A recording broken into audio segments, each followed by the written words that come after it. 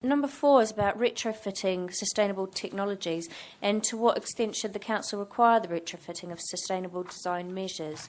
If you wanted to talk about the offsetting models, yeah. Sure. So, for example, if there's an existing building and they're applying for a conservatory or, say, a basement excavation with a swimming pool, should the amount of energy that's required to heat the swimming pool be offset on that dwelling, on another part of that dwelling, so that there's no overall increase in the energy demand of the building?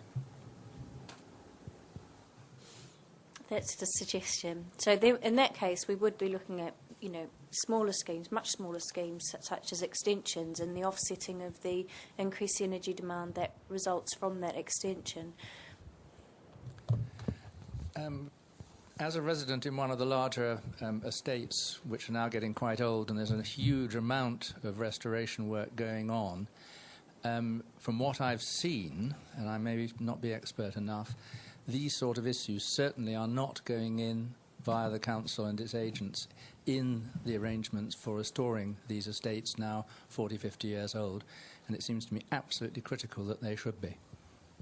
Okay, so you're saying on council's own estates you don't think that these measures are going in? In at least 2 examples that I wouldn't want to air in public today, it is quite clear that they were not. Okay, thank you. So could you clarify what you mean by offsetting? So for the energy demand that it takes to, for example, heat a swimming pool in a basement, that energy requirement is offset by, say, a PV solar panel. Or they could increase the passive performance of the rest of the building to reduce energy. That would cover offsetting. Or insulation, or some other means. I'm still quite concerned that it's too late to have offsets. We've got to stop. We've got to minimise the amount of carbon we put out. It's not a question of offsetting, I think, I'm afraid. Okay.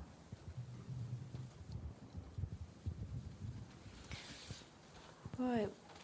Matthew, did you want to?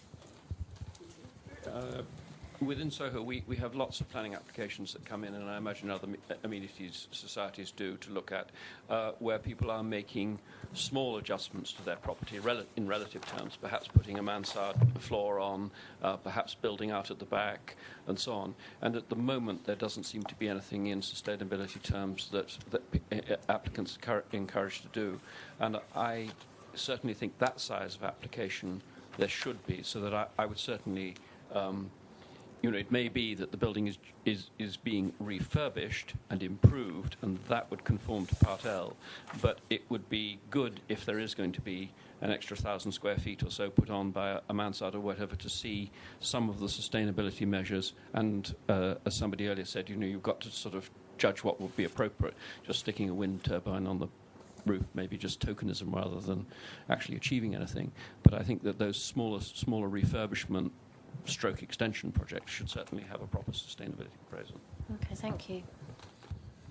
I think this comes back again to the performance of existing buildings and the overall envelope performance, and what levers and mechanisms there are to encourage building owners to upgrade the performance of the envelope. And that's starting with the simple passive measures of improving insulation.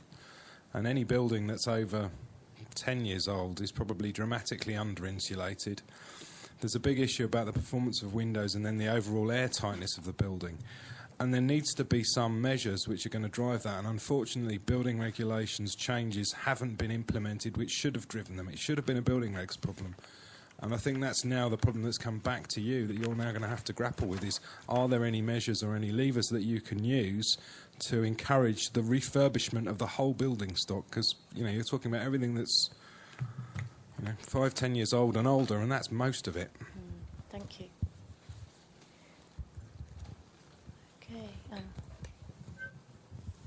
Sorry, just quickly, I was going to say, obviously it's laudable, the approach, and the swimming pool example is a very good one, so obviously that's a very energy-intensive use. But in terms of actually whether an inspector would allow that type of policy to be passed through the EIP, I think normally you have a lobbying question at the bottom here, and I think maybe seeking sustainability criteria, we're not even talking now about one unit, we're not even talking about 500 square metres of new floor space, we're talking about potentially a mansard extension or a conservatory. And I think, as laudable as it might be, I think that the battle there really is probably out of your hands, and maybe with the Mayor or even the Secretary of State. And it might be something you want to lobby for, rather than maybe take it as far as EIP and then see it overturned. Whether or not we take it as far as discussions with Goal and the GLA and see how far we get. But yeah, I take your point. Okay, thanks.